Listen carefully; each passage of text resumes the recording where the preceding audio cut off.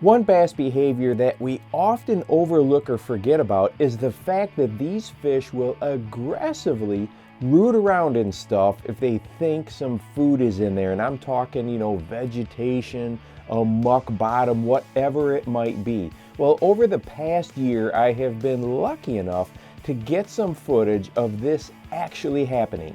Well, here are 3 separate clips of bass digging around in stuff that I find absolutely fascinating. Now, some of these have the bass doing this behavior in the background a little bit, so it can be tough to see, but I will do my best to repeat the clip for you, slow it down, or even freeze frame it for you.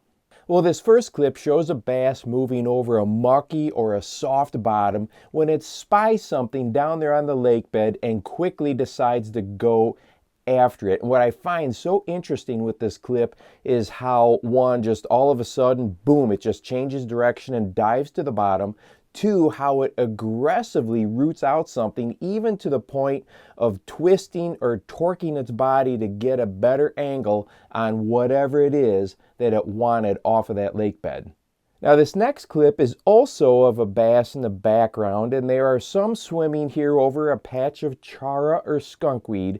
We can see this first group here go ahead and swim down into the grass and root around, and then they quickly kind of turn around and come out of it. I'm guessing whatever it was that piqued their curiosity turned out not to be something that they were interested in eating.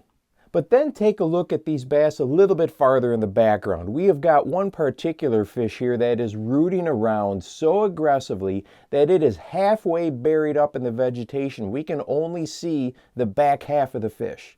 And this next clip is actually one that was in the video that I uploaded this last week. If we really look in the distance here, we can see a bass doing the same thing again, aggressively rooting around down on the bottom in this vegetation. And what I find so fascinating here is that this fish is digging around long enough that another bass swims up to it with that incredible curiosity and wants to see what is going on.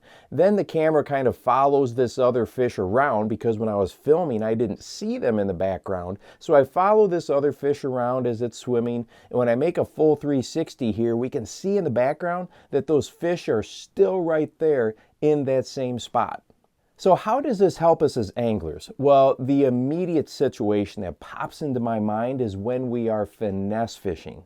Think about all the times that these finesse lures, a Ned rig specifically jumps into mind here, that they can just bury up and absolutely disappear in whatever we are fishing. If you have a little bit of bottom vegetation, if you have a little bit of muck or debris down there, those smaller lures can just vanish so fast, and we may not even know that they're completely out of sight.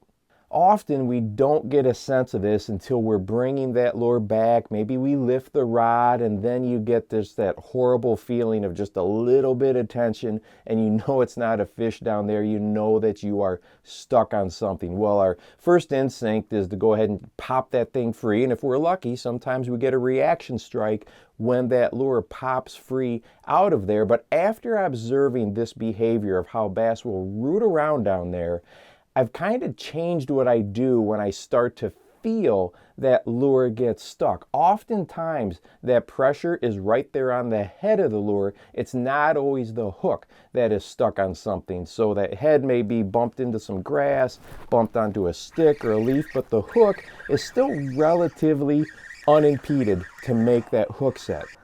That one absolutely ate it. Coming right through that grass. Held up there just a second and boom.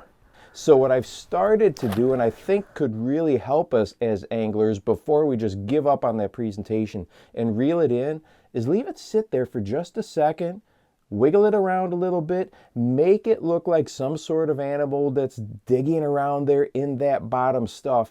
And the real key here is we have to be confident that the curiosity of those fish notice that and are coming to investigate. Now, I'm not saying you have to leave your lure down here for several minutes, but before you give up on that cast, think about, you know what, there could be something that noticed that commotion and is up there taking a look at it. And this is definitely something that you want to do if you feel that you're in a higher percentage area.